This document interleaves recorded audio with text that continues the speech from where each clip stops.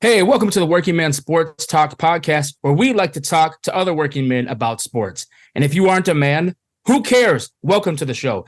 Today, we're going to talk about college football, about some early predictions and what games we're looking forward to and teams that are going to play and what players are on our radar and what we're excited to see. And I'm going to let my co-host, John Dahl, kick us off here.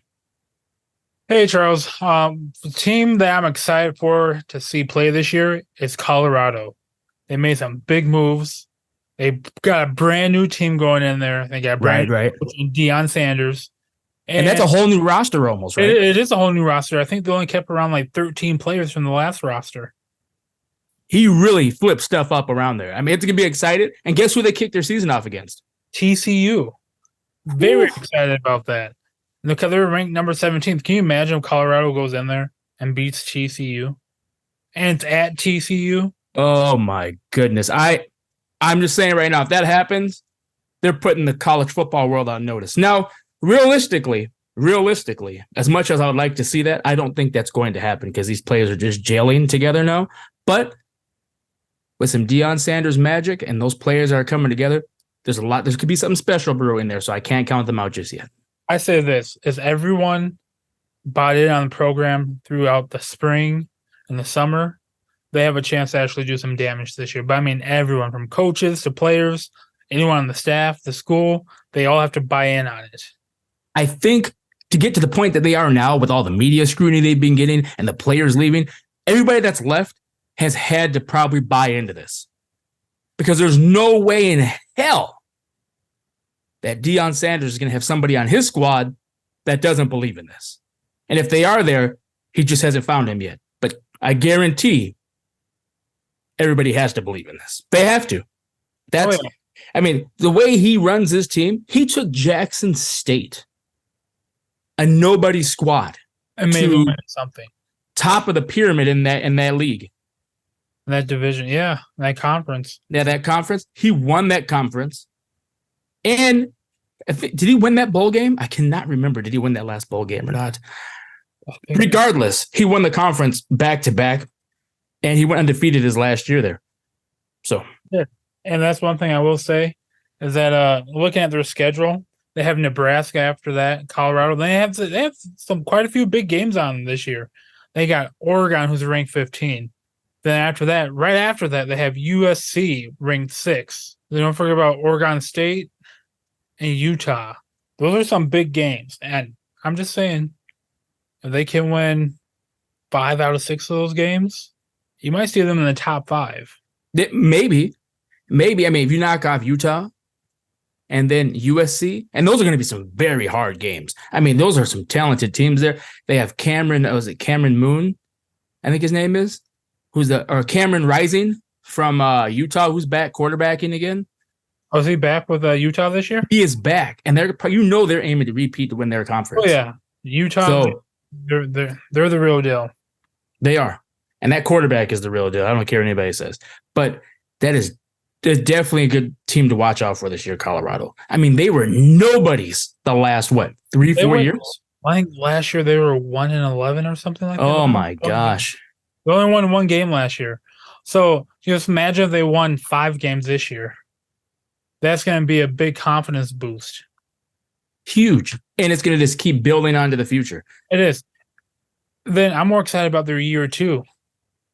Not this coming year, but the year after that, why everyone's already gelled together and see what comes out of that. Definitely exciting. I think he's going to continue to win more recruiting classes as the years go on. Who else do you got? That's it for my team. Players I want to see and watch out for is Brock Bowers, tight end for Georgia. That is a man playing among boys right there. He is legit. He is hands down the best tight end in the nation. Yeah. And I tell you what, he's going to go in the top 5 draft. He's going to be a top 5 pick in the draft when he comes out. I can see that because if he's blocking and passing and blocking and running routes and catching, the league is turning into a passing league as we've been seeing in the NFL. If he can do both of those very effectively, everybody wants a blocking, receiving tight end. Oh, yeah, and who's fast. Exactly. Who's And- fast, who can break the man coverage. Oh yeah, that's the And if truth. he's doing that, He is. my goodness. I mean, they're the number one team in the nation for a reason. I'm not saying that's all because of him, but overall, he's a big part of that. So I'm just saying, I'm really excited to see that man play this year. My other player that I'm excited to see play this year, which everyone in the nation is really excited to see play, is Caleb Williams, quarterback from USC. What a beast.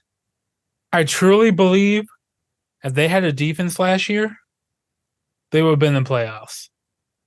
I agree. And I always feel like, even if you go back to like the Lane Kiffin days there, that they never really had a strong defense. Like they were okay. They did enough to get by, but they're always high powered offensively. Oh, yeah. And I feel like if they just tweak their defense this year, or they can get stops and not in a shootout in every tough game. I mean, Caleb Williams is that guy. He's going to put up points no matter what, whether he's running the ball in on his own 2 feet or he's passing the ball through the air.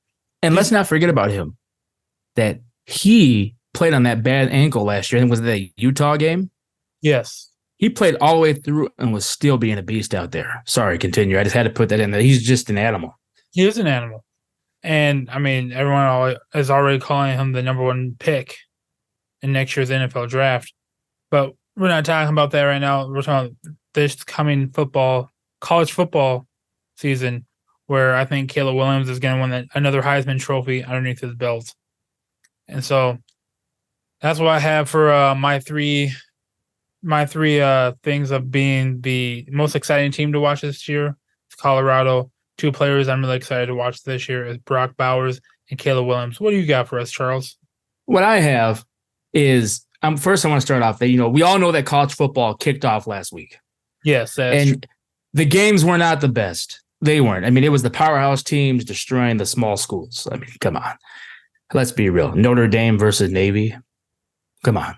But college football, it was finally back. And I want to start here with this Thursday.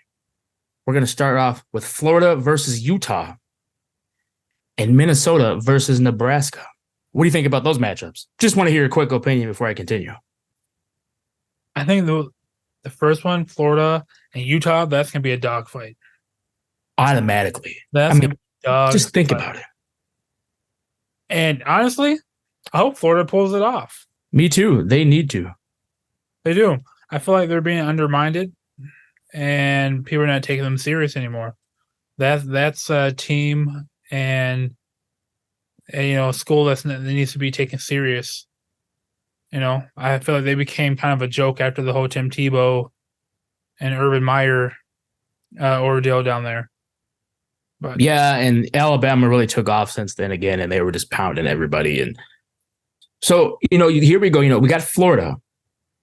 They're looking to try to reclaim the glory days again, like you were just saying. They want to be who they used to be, and they want to win the conference and try to make it back to the national title game, or at least in the conversation. You know what I mean? Like a top 5, top 6, somewhere.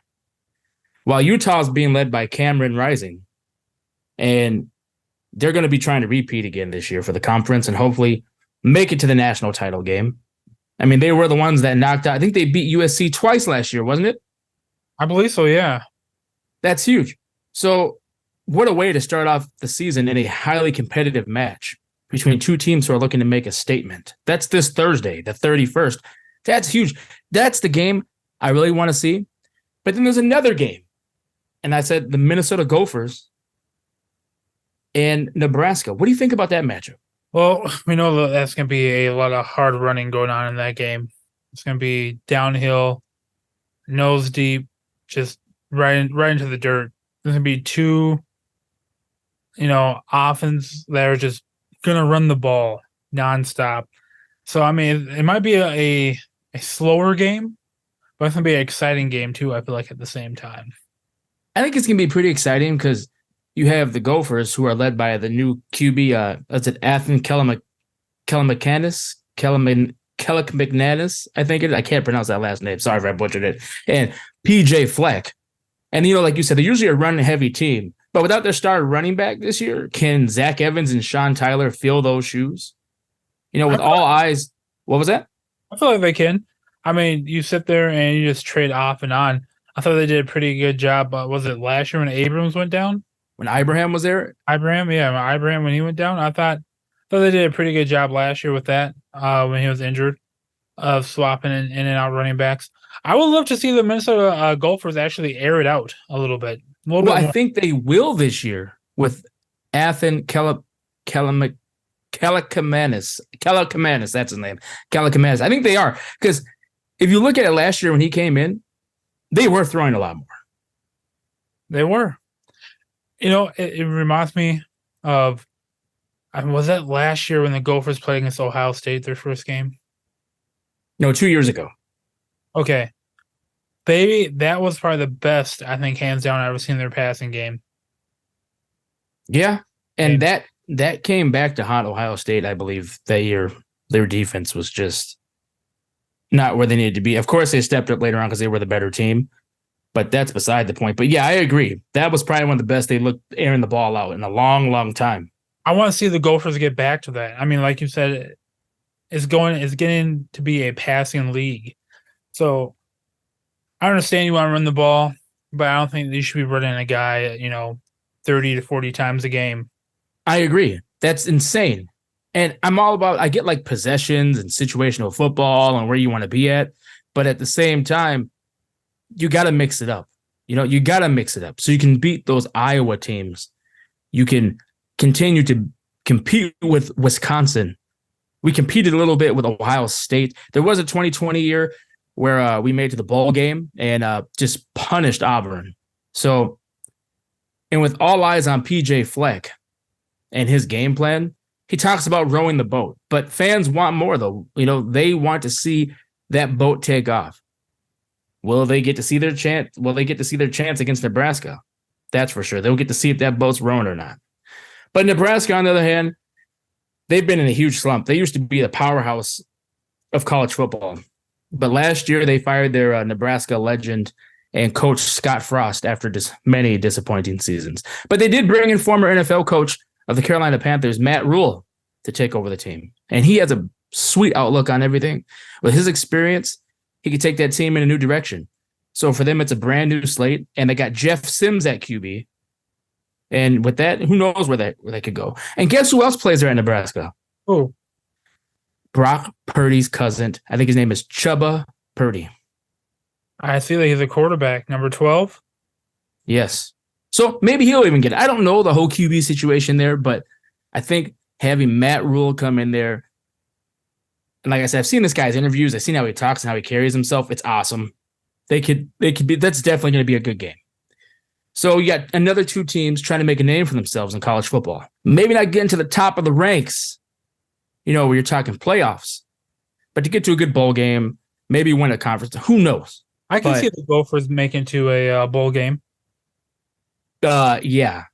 They made it the last 2 years, I think, or 3 years. They went to make another. I can see Florida making one.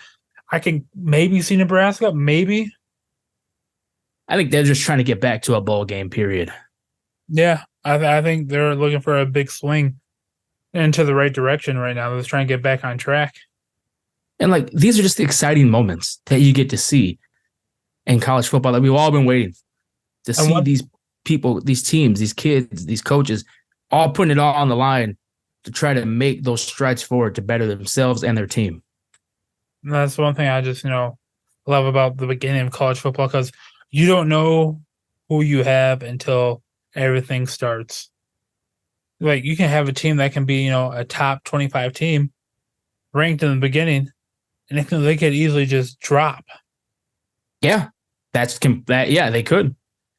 And that's facts. That's facts. And here's something, one of the players I'm looking forward to see this year. A lot of people may have forgot about this guy, but there's probably a lot of NFL scouts watching him. Maybe not. But that is Joe Milton of the Tennessee Volunteers. I remember when I first seen him playing at Michigan. He's a huge quarterback, standing at 6'5", 236 pounds. Now, with this being his sixth and final year of college football, that's all he has left for his eligibility. He has a lot to prove for his future ahead in the NFL. And you know what? I think he's going to do it. He finished last year as the Orange Bowl MVP. Who did he play for last year? Tennessee. Okay. For some reason, I thought I heard Michigan. He used to play for Michigan. Okay. And he finished the Orange Bowl last year with the MVP. So with finishing on such a high note of the Orange Bowl being the MVP, I'm sure he's ready to really crack it off this season and get it going. Let's not forget that Volunteer team is the first team, I believe it was them that took down Alabama last year. Yeah, I believe they were, yeah. They tore down that goalpost. With Jalen Hyatt as their wide receiver out there. They torched those guys.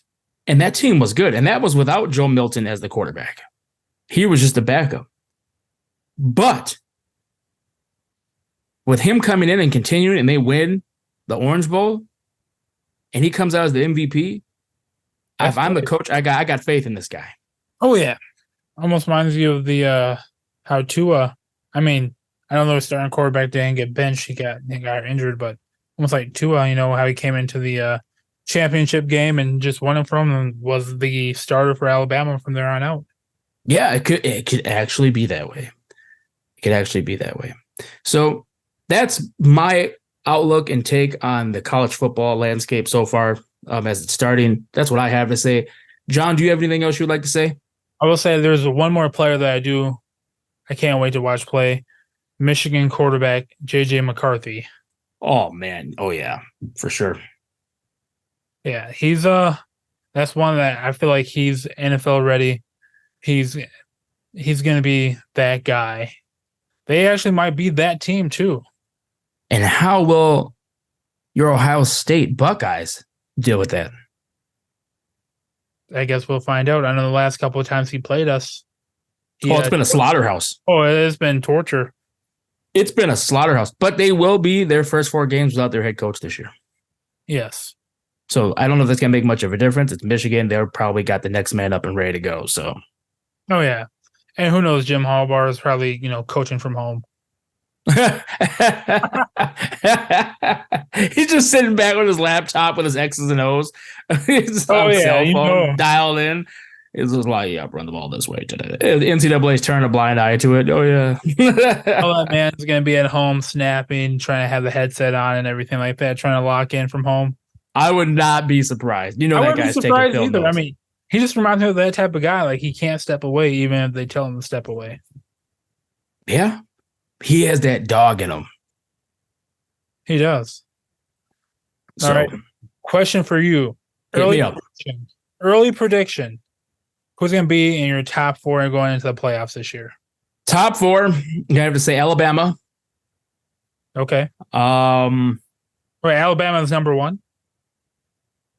I don't know the rankings. I'm just going to do top. I'm just going to just put 4 teams in there. Okay. This is not in any order. I'm going to go Alabama.